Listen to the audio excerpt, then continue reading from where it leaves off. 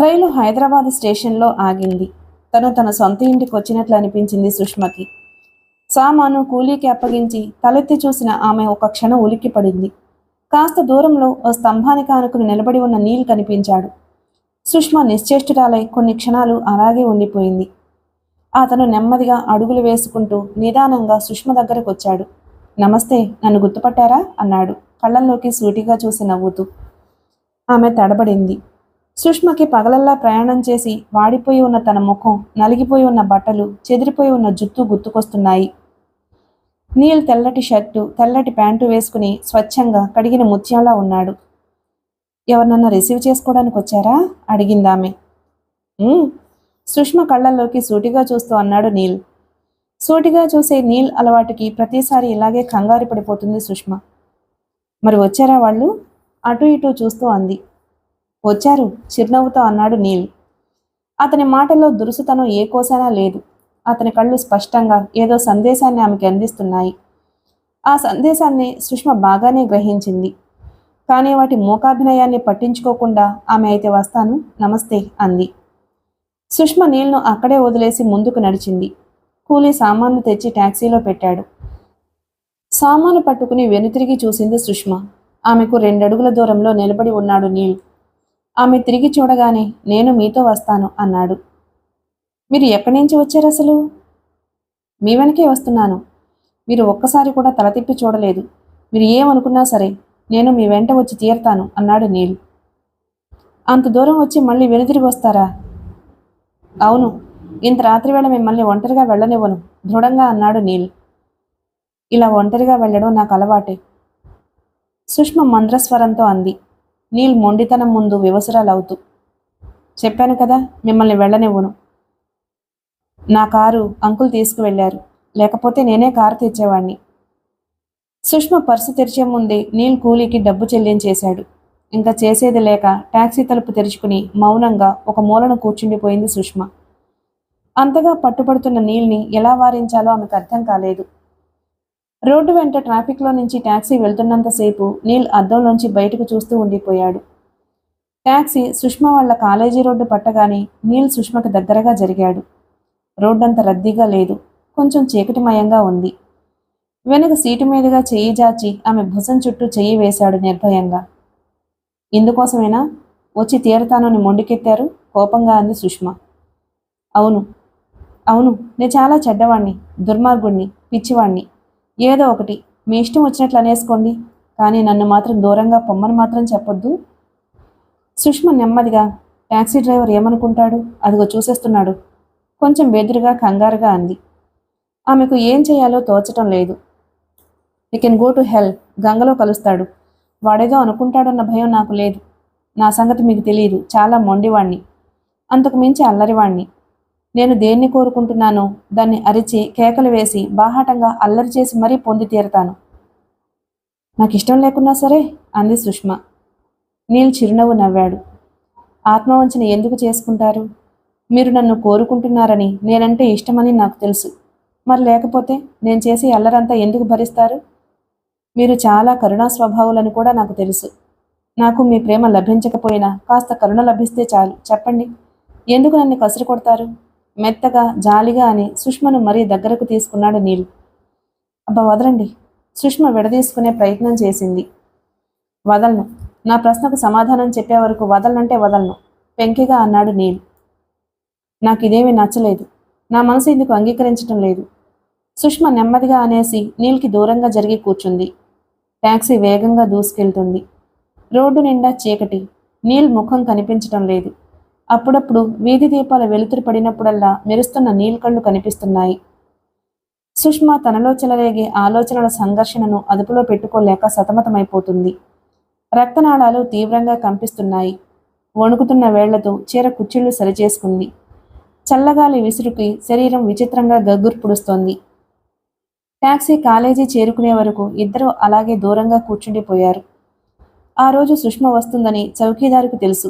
అతని ఇల్లు శుభ్రం చేసి ఉంచాడు. అతని భార్య వంట చేసి సిద్ధంగా ఉంచింది. పని మనిషి రత్తి మరుసటి రోజు నుంచి వస్తుంది. కారు లోపలికి రాగానే చౌకీదారు సామాన్లు దించాడు. ఈలోగా సుష్మ లోపలికి వెళ్ళి తాళం తీసి మూసి ఉన్న గదులు తలుపులు తెరిచింది. చౌకీదారు సామాన్లు ఇంట్లో పెట్టాక టాక్సీకి డబ్బివ్వబోయింది సుష్మ. సార్ డబ్బులు ఇచ్చేశారు అన్నాడు వాడు. సుష్మ కిటికీ తలుపులు తెరవసాగింది. 4 దిక్కుల నిశ్శబ్దం నిండిపోయి ఉంది. హాస్టల్ స్టూడెంట్స్ ఇంకా రాలేదు. చౌకీదారు దుప్పట్లు పరుపు దులిపి బెడ్ సరిచేసి, అమ్మగారు ఇక నేను వెళ్ళనా, ఇంకేమైనా పనుందా అని అడిగాడు. లేదు, నువ్వు వెళ్ళు అంది సుష్మ. చౌకీదార్ నీల్కు నమస్కరించి వెళ్ళిపోయాడు. సుష్మ నీల్ని భోంచేస్తారా అని అడిగింది. లేదు, ట్రైన్ 9:30కు వస్తుంది అని తెలిసిన 7:30కే స్టేషన్కి వచ్చి కూర్చున్నాను. సరే కూర్చోండి, నేను 5 నిమిషాల్లో వచ్చేస్తాను, భోంచేసి వెళ్దురు గాని అంది సుష్మ. బీరువాలోంచి బట్టలు తీసుకుని బాత్రూం వైపు వెళ్ళిపోయింది సుష్మ. నీల్ సోఫాలో కూర్చున్నాడు. స్నానం చేస్తూ సుష్మ మరో రకమైన సంఘర్షణకి లోనైంది. నీల్ని పూర్తిగా కసిరి కొట్టగల సాహసం తనలో లేదు. తనకు ఎందరో మగ స్నేహితులు పరిచయస్తులు ఉన్నారు. కానీ నీల్ సంగతి వేరు. తన మాటలతో చేష్టలతో ప్రీతముడైపోయాడు. అదే సమయంలో నీల్ ప్రేమోద్ధృతాన్ని తట్టుకోగల శక్తి, సామర్థ్యం, ధైర్యం కూడా తనలో లేవు. స్నానం ముగించి జడవేసుకుని వచ్చింది సుష్మ. నేను భోజనం ఏర్పాట్లు చేసొస్తాను అంది నీల్తో. లోపల డైనింగ్ టేబుల్ ఉంది. ప్లేట్లు, స్పూన్లు శుభ్రంగా కడిగిపెట్టున్నాయి. సుష్మ ప్లేట్లలో భోజనం వడ్డించి నీల్ని పిలిచింది. వెనక పెరటివైపు వరండాలో సుష్మకి పడక సిద్ధం చేసి వెళ్ళాడు చౌకీదారు. పౌర్ణమి ఇంకా 2 రోజులుంది. చుట్టూ పాల సముద్రం లాంటి వెన్నెల పరుచుకుని ఉంది. నీల్ కళ్ళు చుట్టూ ఓసారి పరికించి చూసి సుష్మ దగ్గర ఆగిపోయాయి. ఆమె తెల్ల చీర, నీలిరంగు కాటన్ బ్లౌజు వేసుకుని ఉంది. మెడలో బారాటి గొలుసు, ముఖం తెల్లగా మెరిసిపోతుంది. తిలకం దిద్దుకోలేదు. అలసిపోయినట్లున్న సుష్మ ముఖం అతి కోమలంగా అనాఘాత పుష్పంలా ఉంది. తినండి. సుష్మ మౌనంగా కూర్చుని ఉన్న నీల్ని హెచ్చరిస్తూ రకరకాల ఆహార పదార్థాలతో నిండి ఉన్న ప్లేటును అతని ముందు పెట్టింది. సుష్మ ప్లేటు ముందు కూర్చుందే గాని ఏదీ తినాలనిపించటం లేదు. తన గుండె గొంతుకుతో మాట్లాడుతున్నట్లు అనిపించింది సుష్మకి. విశాలంగా పరుచుకుని ఉన్న వరండాలోని చల్లగాలి అనాయాసంగా దూసుకొస్తోంది. సుష్మ పమిటి కొంగు భుజాల చుట్టూ కప్పుకుంది. ఎదురుగా కూర్చున్న నీల్ రూపం మాటిమాటికి ఆమె గుండె వేగాన్ని పెంచుతుంది. అలా మౌనంలోనే ఇద్దరు భోజనం ముగించారు. భోజనాలయ్యాక గిన్నెలు, కంచాలు సర్దేసింది. ఓ చిన్న ప్లేట్లో యాపిల్ ముక్కలు, యాలుక్కాయలు పట్టుకొచ్చింది. ఆ క్షణంలో ఇవాళ నాన్నగారికి తాంబూలం ఇచ్చారో లేదో ఎవరైనా అనుకుంది. తండ్రి గుర్తుకు రాగానే సుష్మ ఉదాసీనంగా మారిపోయింది. తన వాళ్ళందరికీ దూరంగా ఉంటూ తను మరీ అనాథలా అయిపోయినట్లు అనిపించసాగింది. పాత ఇల్లు, మాసిపోయిన గోడలు అయితేనే అక్కడే తన ఆత్మీయులందరూ ఉన్నారు. ఈ ఖరీదైన బంగళా బందికానాలా కనిపించింది. సహజ సిద్ధమైన స్నేహం లేకపోగా కృత్రిమ సంస్కృతి వెర్రితలలు వేసినట్లుంది. ఇక నేను వెళ్ళనా అడిగాడు నీల్. నీల్ ప్రశ్నకు సుష్మ ఉలిక్కిపడింది. నీల్ వెళ్ళిపోతే తను ఒంటరిదైపోతుంది. కాలేజీ బిల్డింగులు రాక్షసుల్లా నోళ్లు తెరుచుకుని తనను ఎప్పుడు మింగుదామా అని ఎదురు చూస్తున్నాయి. రేపు హాస్టల్ గదులు తలుపులన్నీ తెరుచుకుంటాయి. మళ్లీ నవ్వులు, గాజుల గలగలలతో ఆ ప్రాంగణమంతా సంగీతభరితంగా మారిపోతుంది. కానీ ఇప్పుడు మాత్రం శ్మశాన నిశ్శబ్దం అలుముకుని ఉంది. వెళ్ళనా మళ్ళీ అడిగాడు నీల్. ఎందుకలా మాటిమాటికి అడగడం? వెళ్లాలనుంటే వెళ్ళు అనేసింది సుష్మ. స్పూన్తో టేబుల్ మీద ఖంగు ఖంగున మోగిస్తూ అంత అర్జెంటుగా వెళ్లాల్సిన అవసరం లేదు అన్నాడు. గాభరా పడిపోయింది సుష్మ. మళ్ళీ ఏదో ప్రకంపన ఆమె శరీరాన్ని కుదిపేసింది. రక్త ప్రవాహ వేగం మునిపట్లాగే హెచ్చింది. వెన్నెల్లో తడిసి ముద్దవుతున్న మంచం వైపు ఓసారి చూసి మరుక్షణం దృష్టి మరల్చుకుని నీల్ వైపు చూసింది. నీల్ ఆమె వైపు సూటిగా స్థిరంగా చూస్తున్నాడు. అయితే అతను అడిగాడు, అలా ఎలా కుదురుతుంది? సుష్మ మరోవైపు తిరిగి అల్మరా తలుపులు మూస్తూ అడిగింది.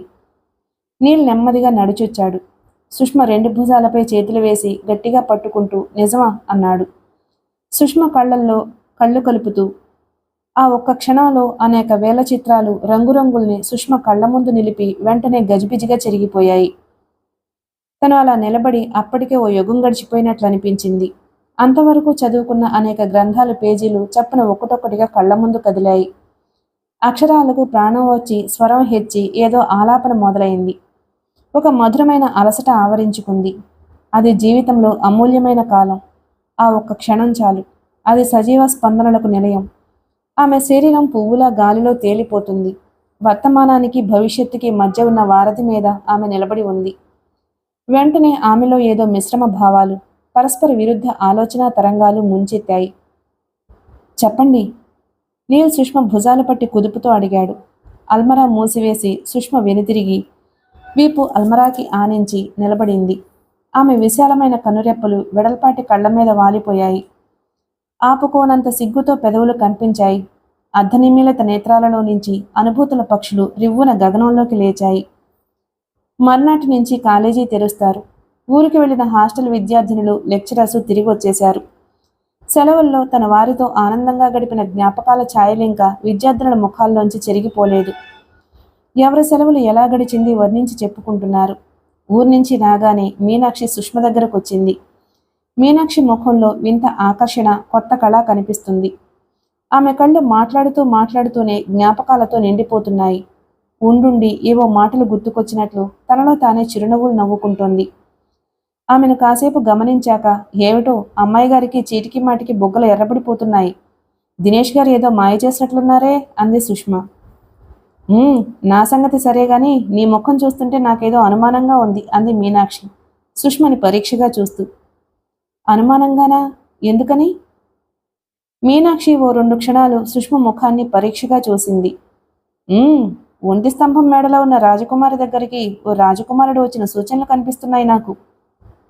నిజమేనా అన్నట్టు కళ్ళెగరేసి ప్రశ్నించింది మీనాక్షి. సుష్మ చిరునవ్వు నవ్వింది. నీల్ గుర్తుకు రావడంతో ఆమె కనురెప్పలు రెపరెపలాడాయి. పెదాలు కంపించాయి. అదేం లేదు అంది సుష్మ.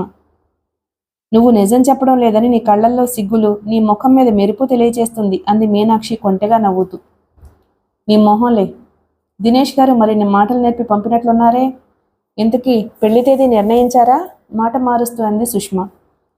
ఇక మీనాక్షి తన కబుర్లు చెప్పడంలో మునిగిపోయింది. సుష్మ చిరునవ్వుతో మీనాక్షి కబుర్లు వింటూ ఉండిపోయింది. ఇప్పుడు సుష్మకి విసుగ్గా లేదు. లోకం అందంగా కనిపిస్తుంది. ఆ రోజు నుంచి నీల్ అప్పుడప్పుడు సుష్మ దగ్గరకు వస్తూనే ఉన్నాడు. తీరిక ఉన్నప్పుడల్లా బయటకు తీసుకువెళ్తూనే ఉన్నాడు. నీల్ మాటను కాదనగలిగే శక్తి ఇప్పుడు సుష్మలో లేదు. నీల్ ప్రేమతో చూపే అధికారం ముందు సుష్మ గాంభీర్యం ఓడిపోయింది. అతని సమక్షంలో 16 ఏళ్ల పిల్లలా మారిపోతుంది సుష్మ. అంతరంగం గంటలు నిమిషాల్లా, క్షణాల్లా, రంగుల సీతాకోక చిలకల్లా రెక్కలు కట్టుకుని ఎగిరిపోతాయి అతని సమక్షంలో. నీల్ రాగానే రత్తి సంతోషంగా నవ్వుతూ తలుపు తీస్తుంది. అతన్ని చూడగానే టిఫిన్ చేసి టీ పెడుతుంది. నీల్ అంటే రత్తికి ప్రేమ, గౌరవం. తన అమ్మగారికి నీల్ తగిన జోడు అని రత్తి నమ్మకం. ఎప్పుడన్నా నీల్ రాకపోకల గురించి ఆరాలు తీయబోయినా ఎవరిని పడనిచ్చేది కాదు రత్తి. నీల్ వివరాలు చెప్పేది కాదు. కాలేజీ వాతావరణం ఎలా ఉంటుందో, ఎవరు ఎలాంటి వారో రత్తికి బాగా తెలుసు. ఒంటరిగా అంత భారాన్ని మోసే సుష్మ అంటే రత్తికి తగని జాలి. అమ్మగారి అందచందాలన్నీ వృధా అయిపోతున్నాయని దాని బాధ కూడా. కాలింగ్ బెల్ మోగగానే రత్తి తలుపు తీసింది. నీల్ పలకరింపుగా నవ్వాడు. రత్తి నవ్వుతూ నమస్కరించి అమ్మగారు లోపలున్నారు అనేసి వంటగదిలోకి వెళ్ళింది. నీళ్లు కత్తిని తీసుకుని లోపలికి అడుగు పెడుతూ ఇంకా తయారు కాలేదా అని అడిగాడు.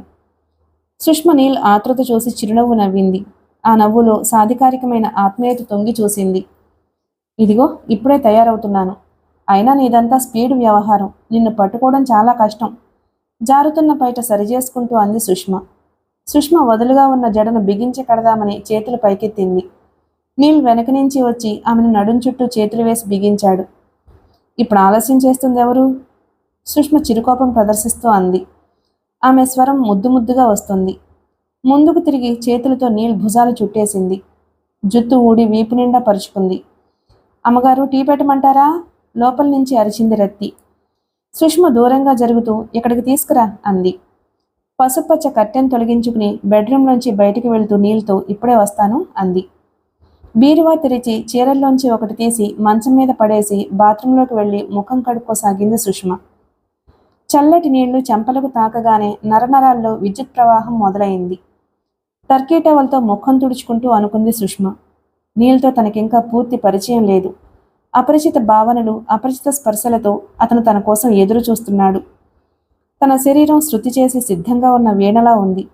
వేళ్ల చివళ్ళు ఒక్కసారి తాకితే చాలు భువననాదం ప్రకంపిస్తోంది. రాగాల వాన జలజలా కురుస్తోంది.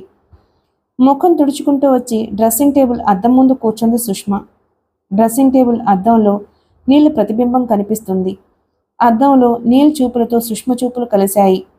నీల్ చిరునవ్వు నవ్వాడు. ఆ ప్రతిబింబం చూస్తూ సుష్మ పట్టుబడిపోయిన దొంగలా సిగ్గుపడిపోయింది. నీల్ టీ కప్పుతో వచ్చి మంచం మీద కూర్చున్నాడు. నెమ్మదిగా టీ సిప్ చేస్తూ సుష్మ వైపు ముగ్ధుడైపోతూ చూస్తున్నాడు. సుష్మ జుత్తుకి నూనె పట్టించి చిక్కు తీసి జడవేసుకోసాగింది. సున్నితమైన తీగల్లాంటి ఆమె వేళ్లు చకచకా పనిచేశాయి. జడ లేసింది. జడ కొసలను సవరిస్తూ తనను ఏకాగ్రతగా చూస్తున్న నీల్తో, అంతగా చూస్తున్నావు, ఏముంది నాలో అంది.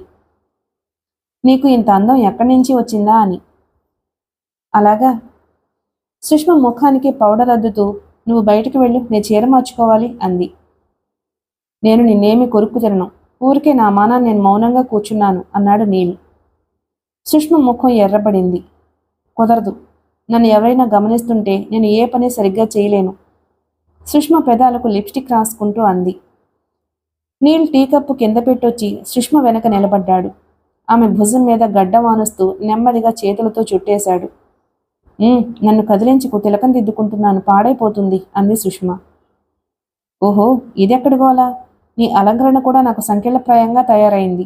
ఎప్పుడు చూసినా ఇలా చేయకు, అలా చేయకు, ఇదిగో జుట్టు పాడైపోతుంది, బొట్టు చెదిరిపోతుంది, లిప్స్టిక్ ముఖం నిండా అంటుకుంటుంది అని వారించడమే తప్ప అలకగా అన్నాడు నీల్. సుష్మ అతని అలక చూసి నవ్వింది. నువ్వు వద్దంటే అలంకరణ మానేస్తాను. మానేనా? పక్కనే స్టూల్ మీద పడి ఉన్న తడి టవల్ని కుర్చీ మీద ఆరవేస్తూ అంది సుష్మ. మానేయ్, నాకే హాయిగా ఉంటుంది. నా చొక్కాలు నీ లిప్స్టిక్ తిలకాల మరకల బారి నుంచి రక్షించబడతాయి అన్నాడు సుష్మ వైపు చిలిపిగా చూస్తూ నీల్. పోను పోను నువ్వు చాలా చెడ్డపిల్లాడివైపోతున్నావు నీల్. చూపులను బాణాల్లా సంధిస్తూ అంది సుష్మ. నీల్ పకపకా నవ్వేశాడు. సుష్మ తయారవగానే ఇద్దరు బయలుదేరారు. బయటికి రాగానే రత్తి సాయంత్రం పోస్టులో వచ్చిన ఉత్తరాన్ని సుష్మకు అందించింది. కవరు చించి ఉత్తరం చదువుతున్న సుష్మ ముఖంలో రంగులు మారడం నీల్ గమనించాడు. సుష్మ ఉత్తరం చదివి హ్యాండ్ బ్యాగ్లో పడేసుకుంటూ, పద నీల్, నే రెడీ అంది. సుష్మకు ఏదన్నా మంచి రెస్టారెంట్కి తీసుకువెళ్దాం అనుకున్నాడు నీల్. కానీ మధ్యలో ఆ ఆలోచన మానుకుని, సిటీలో మంచి సినిమాలు ఏమాడుతున్నాయి? సుష్మని అడిగాడు నీల్. ఇవాళ సినిమా కొద్దులే, మరొక రోజు వెళ్దాం. సుష్మ స్వరంలో ధ్వనించిన నిశ్చయత్వంతో నీల్ మరి మాట్లాడలేకపోయాడు. అతను సుష్మని తన అభిమాన రెస్టారెంట్లోకి తీసుకువెళ్ళాడు. ఇద్దరు ఫ్యామిలీ బాక్స్లో కూర్చున్నారు. నీల్ కాఫీ ఆర్డర్ చేశాడు. రెస్టారెంట్లో పాసింజర్స్ ఎక్కువగా లేరు. వాతావరణం నిశ్శబ్దంగా ఉంది. సుష్మ నీల్ కనుపాపల్లో తన ప్రతిబింబాన్ని చూసుకుంటూ కూర్చుంది. ఆమె కట్టుకున్న కనకాంబరం రంగు చీరకున్న జరీ బోర్డర్ దగదగా మెరుస్తుంది. ఆమె నల్లని జుట్టు మీద పడుతున్న కాంతి కిరణాలు మెరుపుల్లా కిందకి జారుతున్నాయి. ఇద్దరు ఎదురెదురుగా కూర్చుని ఉన్నారు. నీల్ ఆమె వైపుకు వంగుతూ, సుష్మా, ఇవాళ అదోలా ఉన్నావేమిటి? హఠాత్తుగా ఉదాసీనంగా మారిపోయావే అన్నాడు. ఉత్తరం చదివిన దగ్గర నుంచి సుష్మలో చలాకీతనం మాయమవడం గమనించాడు నీల్. సుష్మ తడబడుతూ నీల్ వైపు చూసింది. అదేం లేదు, మామూలుగానే ఉన్నాను అంది. బేరర్ కాఫీ తెచ్చి టేబుల్ మీద పెట్టాడు.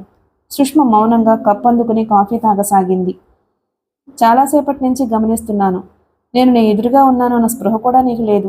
ఎక్కడో ఆలోచిస్తున్నావు అన్నాడు నిశితంగా సుష్మను చూస్తూ. సుష్మ తన చేతిని నీల్ వైపుకు చాచింది. నీల్ ఆమె చేతిని అందుకుంటూ, నన్ను మురిపించి మైమరిపించే పనులు మాత్రం చాలా వచ్చు నీకు అన్నాడు. నువ్వు నా పక్కనుంటే మౌనం కూడా అర్థవంతంగా ఉంటుంది, నిశ్శబ్దంలో కూడా లయ కనిపిస్తుంది అంది సుష్మ నీల్ వైపు ఆప్యాయంగా చూస్తూ. అప్పటి వరకు బిగుసుకుపోయి ఉన్న నీల్ ముఖం నెమ్మదిగా వికసించడం సుష్మ గమనించింది. తర్వాత నీల్ ఆక్షేపణ లేని సాధారణ స్వరంతో, సుష్మ, అప్పుడప్పుడు నాకేమనిపిస్తుందంటే నేను నీ హృదయాన్ని పూర్తిగా గెలుచుకోలేకపోయానని, కేవలం నీ అస్తిత్వపు సరిహద్దుల్లో మాత్రమే నిలబడి ఉన్నానని అనిపిస్తుంది అన్నాడు. కొన్ని క్షణాల సేపు సుష్మ కనురెప్పలు కిందకు వాలిపోయాయి. మరి నేను? సుష్మ తల వంచుకునే ప్రశ్నించింది. నువ్వు మినా నాకు మరో లోకం లేదు. నా జీవితం నిండా నువ్వే ఉన్నావు. చిన్న చిన్న కాంతి కిరణాలు సుష్మ కనుపాపల మీదకు ఎగబాకుతున్నాయి. మంద్రమైన కాంతిలో సుష్మ ముఖం మనోహరంగా కనిపిస్తుంది. ఆమె సున్నితంగా నీల్ గోళ్ల మీద తన మునివేళ్లతో రాస్తూ కూర్చుంది. హఠాత్తుగా చేతిని వెనక్కి తీసుకుంటూ, నీల్, పద ఇంక పోదాం, చాలా ఆలస్యం అయిపోతుంది అంది. నీల్ మారు మాట్లాడకుండా బిల్లు చెల్లించి బయటకొచ్చాడు. కారు స్టార్ట్ అయింది. ఉత్తరం మీ ఇంటి దగ్గర నుంచి వచ్చిందా? కాసేపు ఆగి అడిగాడు నీల్. అవును, అమ్మ రాసింది అంది సుష్మ. ప్రత్యేకమైన విశేషం ఏదైనా ఉందా? మళ్ళీ ప్రశ్నించాడు నీల్. లేదు. సుష్మ నీల్తో చెప్పాలా వద్దా అన్న ఆలోచనలో పడిపోయింది. మళ్ళీ ఒక నిశ్చయానికి వచ్చి, నీరు పెళ్లి గురించి మా వాళ్ళు కంగారు పడుతున్నారు అంది. వెంటనే సుష్మ హృదయం ఆక్రోశంతో నిండిపోయింది. తను నీల్తో షికారుకు వెళ్ళడానికి ఎంత ఆనందంగా తయారైంది. తల్లి దగ్గర నుంచి వచ్చిన ఉత్తరం ఆ ఆనందాన్ని అంతటిని క్షణంలో ధ్వంసం చేసింది. ఉత్సాహం అంతా క్షణంలో చప్పగా చల్లారిపోయింది. నీల్ పక్క నుండి కూడా తన మనసు ఉదాసీనంగా తయారైంది. బరువుగా నెట్టూర్చింది సుష్మ. నువ్వు ఎంతగా బాధపడవలసిన అగత్యం ఏముంది? ఎందుకలా దిగులు పడిపోయావు? అర్థం కానట్లు అడిగాడు నీల్. నీకు తెలియదు నీల్, మా నాన్నగారు మొదటి నుంచి ఇలాంటి బాధ్యతలు చేపట్టడంలో అసమర్థుడిగానే మిగిలిపోయారు. ఆయన వల్ల ఏ పని అయ్యేది కాదు. మా అమ్మ ఇంటి బాధ్యత బరువు అని నా మీద మోపి కూర్చుంది. సుష్మ ఒక పెద్ద నిట్టూర్పు విడుస్తూ అంది. సరే వదిలే. ఆమె నీల్కు దగ్గరగా జరిగి అతని భుజం మీద తలానించింది. సుష్మ, నీ సహృదయతని నీ వాళ్ళు దారుణంగా ఎక్స్‌ప్లాయిట్ చేస్తున్నారు. ఇది చాలా అక్రమం. నీ తమ్ముళ్ళని నీ చెల్లెళ్ళని చూడవలసిన బాధ్యత మీ అమ్మది మీ నాన్నది. పోనీ నీకు కొంచెం ఉందనుకున్నా అంతా నీదే కాదు అన్నాడు నీల్ ఒక చెయ్యి సుష్మ భుజం చుట్టూ వేసి దగ్గరకు తీసుకుంటూ. సుష్మ ఒక్కసారిగా ఏడ్చేసింది. కాసేపు వెక్కిళ్ళు పడుతూ అలాగే ఉండిపోయింది. తర్వాత కొద్దిసేపటి వరకు నీల్ ఏమీ మాట్లాడలేదు. సుష్మ అతి ప్రయత్నం మీద దుఃఖాన్ని అదుపులోకి తెచ్చుకుంది. స్టీరింగ్ వీల్ మీద ఉన్న నీల్ చేతిని గట్టిగా పట్టుకుంది. నీల్ చిన్నగా నవ్వాడు. అతి కోమలంగా ఉందా నవ్వు. సుష్మ కళ్ళు తుడుచుకుంది. ఆ రోజు ఆలస్యంగా నిద్రలేచింది సుష్మ. రత్తిచ్చిన టీ తాగి అలసిపోయినట్టు కుర్చీలో కూర్చుని పేపర్ తిరిగేస్తుంది. ఉదయపు లేత కిరణాలు ఆహ్లాదాన్నిస్తుంటే ఆ క్షణాల్లో తన జీవితం ఎంతో అందంగా ఉన్నట్లు అనిపించింది సుష్మకి. పేపర్ పైపైన తిరిగేసి అవతల పారేసి కళ్ళు రెండు మూసుకుని అలసటలోని అనుభూతిని అనుభవిస్తోంది సుష్మ. ఇంతలో ఎవరిదో చెయ్యి భుజం మీద పడింది. కళ్ళు తెరిచి చూసింది సుష్మ. ఎదురుగా చిరునవ్వుతో మీనాక్షి నిలబడి ఉంది. రాణిగారికి ఇంకా నిద్ర చాలేదనుకుంటా నవ్వుతూ అంది మీనాక్షి. రా మీనాక్షి. సుష్మ ఆమెను ఆహ్వానించింది కానీ అలాగే కుర్చీలో అర్ధనిమీలిత నేత్రాలతో కూర్చుండిపోయింది. నిన్న నువ్వు మిసెస్ చారీ ఇంట్లో డిన్నర్కి రాలేదే? మీనాక్షి సుష్మ కూర్చున్న కుర్చీ చేతి మీద కూర్చుంటూ అడిగింది. అప్పుడు గానీ గుర్తు రాలేదు సుష్మకి నిన్న చారిగారి ఇంట్లో ఫంక్షన్ విషయం. ఓ, నేను మర్చిపోయాను. నాలిక కరుచుకుని తప్పు చేసిన దానిలా అనేసింది సుష్మ. ఎలా గుర్తుంటుంది నీకు? కాలాన్ని రసమయంగా గడిపేస్తున్నావు కదా అనేసి మీనాక్షి దొంగనవ్వు నవ్వుకుంటూ సుష్మ మొహంలోకి సూటిగా చూడసాగింది. నిజం మీనాక్షి, నాకు బొత్తిగా గుర్తులేదు. నువ్వు గుర్తు చేసావు కాదు. నేరం మోపుతున్నట్లుగా అనేసి వదులుగా ఉన్న జుత్తులోకి వేళ్లు జునుపుకుంటూ మీనాక్షి వైపు చూసింది. ఇదో ఆరోపణ నా మీద? అన్యాయం సుష్మ. వెళ్లే ముందు నేనొచ్చాను, నువ్వు లేవు. రత్తని అడిగితే అమ్మగారు నీల్ గారితో షికారుకెళ్లారు అని చెప్పింది. బహుశా నువ్వు అట్నుంచి డిన్నర్కి వస్తావేమో అనుకున్నాను. అందరూ నీ గురించి నన్ను అడిగారు. కాస్త లేటుగా వస్తావని సర్ది చెప్పాను. అందరము చాలాసేపు ఎదురు చూశాం అంది మీనాక్షి. సుష్మ మాట్లాడలేదు. నీల్ సమక్షంలో తనకు ఇతర విషయాలేమీ గుర్తుకు రావు. కాలేజీ విషయాలు అస్సలు గుర్తుకు రావు. ఇక డిన్నర్ మాత్రం ఏం గుర్తుంటుంది అనుకుంది మనసులోనే సుష్మ. అక్కడ డిన్నర్లో అందరూ నీ గురించే అనుకున్నారు అంది మీనాక్షి ఏదో చెప్పడానికి ప్రయత్నిస్తున్నట్టుగా. సుష్మ మాట్లాడలేదు. తన గురించి ఏమనుకుంటున్నారో తెలుసుకోవడానికి ప్రయత్నించలేదు. అడగాలని కూడా లేదామెకు. తన గురించే కాదు, ఎవరి గురించైనా వాళ్ళు ఏం మాట్లాడుకుంటారో సుష్మకి బాగా తెలుసు. తన మాటలు సుష్మ మీద ఏమాత్రమూ ప్రభావం చూపించకపోవడం గమనించింది మీనాక్షి. మళ్ళీ తనే అంది. శకుంతల అందరికన్నా ముందు నీ గురించి అందరికీ చెప్పింది. అందరూ ఆమె మాటల్లోని రసాన్ని తాగి తన్మయులయ్యారు. నువ్వు ఎప్పుడు బయటికి వెళ్ళేది, ఎప్పుడు తిరిగి వచ్చేది, ఎవరెవరు నీ దగ్గరకు వచ్చేది, నువ్వు ఎవరితో సినిమా హాల్లో కనిపించేది, హోటళ్లలో ఎవరితో కనిపించేది, ఒకటేమిటి నీ దినచర్య యావత్తు ఈస్ట్మన్ కలర్లో వర్ణించి మరీ చెప్పింది శకుంతల. వాళ్ళకి మరో పనుంటేగా అసహ్యించుకుంటూ అంది సుష్మ. ఆమె ముఖం మ్లానమైంది.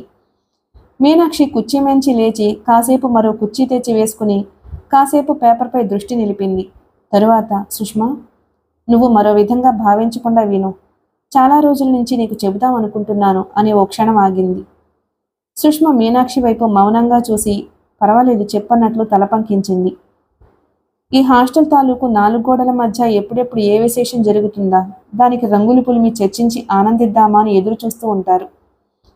కొన్ని రోజులుగా హాస్టల్ గదుల్లో నౌకర్లు చాకర్ల మధ్య, మన కొలీగ్స్ మధ్య ఎక్కడ చూసినా నీ గురించిన చర్చే జరుగుతోంది.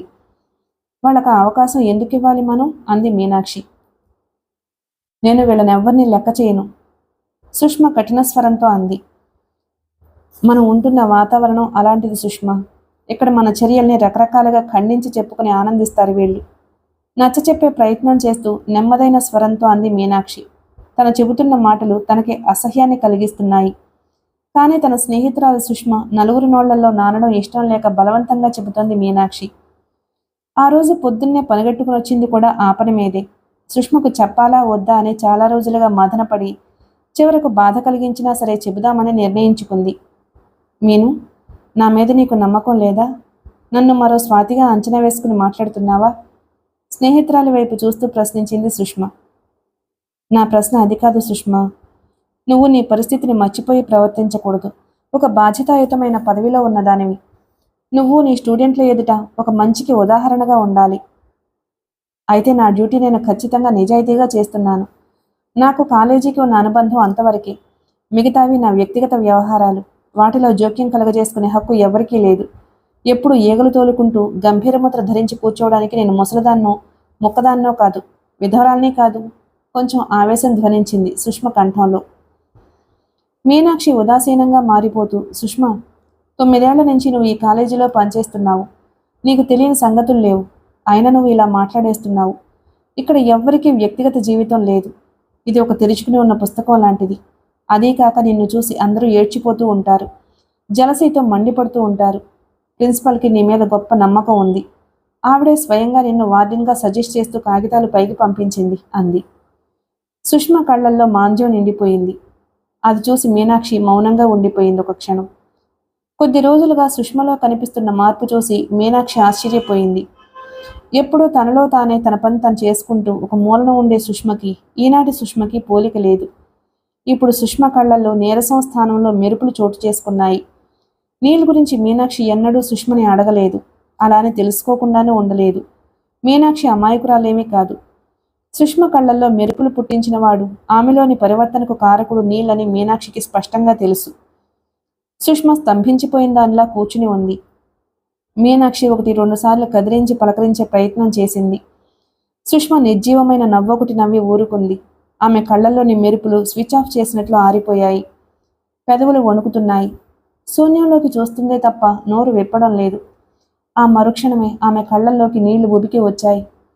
సుష్మ కళ్ళల్లో నీళ్లు చూడగానే అవన్నీ చెప్పి తన సుష్మ మనసుని క్రూరంగా గాయపరిచానేమో అనిపించింది మీనాక్షికి. మీనాక్షి అసహాయంగా సుష్మ వైపు చూస్తూ అపరాధినిలా అంది. Sushma, I'm sorry. నీ వెనక ఏం జరుగుతుందో నువ్వు తెలుసుకోవడం మంచిదన్న ఉద్దేశంతో చెప్పాను. అంతకు మించి నీ మీద నాకు ఎటువంటి దురుద్దేశము లేదు. సుష్మ వేళ్ల చెవుళ్లతో కన్నీళ్లు తుడుచుకుంది. భారమైన స్వరంతో, నువ్వు నిజమే చెప్పావు మీనాక్షి. ఇక్కడ నాకున్న ఒకే ఒక్క ఆత్మీయురాలివి నువ్వు. నన్ను బాధ పెట్టే అధికారం, చివాట్లు పెట్టే అధికారం రెండూ ఉన్నాయి నీకు. కానీ నా విన్నపం కూడా నువ్వు వినాలి. లోకులు నా గురించి ఏమనుకున్నా సరే, నువ్వు మాత్రం వాళ్ళు అలా అనుకుంటున్నారని నా దగ్గర ఇంకెప్పుడూ చెప్పకు అంది. తన సుష్మని తన మాటలతో ఎంతగా బాధ పెట్టింది అప్పుడు అర్థమైంది మీనాక్షికి. మీనాక్షి విషయాన్ని చాలా మర్యాదగానే చెప్పింది. ఆమె తన స్నేహితురాలు కాబట్టి అలా చెప్పింది. మరి మిగతా వాళ్ళు అంత అసహ్యంగా మాట్లాడుకుంటున్నారు, ఆనందిస్తున్నారు. సుష్మ ఆలోచిస్తోంది. నీల్తో కలిసి తిరగడం, షికార్లకు, సినిమాలకు, క్లబ్బులకి పోవడం, ఆనందంగా గడపడానికి మాత్రమే అనుకుంది సుష్మ. అలాగే నీల్ సమక్షంలో ఆనందించింది. కానీ ఆ తరువాత ఆ ఆనందం బంధం అయిపోతుంది అని అనుకోలేదు.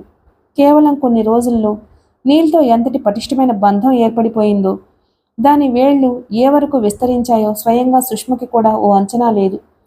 ఊహించని బంధం ఊపిరై కూర్చుంది. నీల్ తనకు ప్రేమైన వాడని మాత్రం సుష్మకు స్పష్టంగా తెలుసు. ఆమె మనసు ఒప్పుకుంది.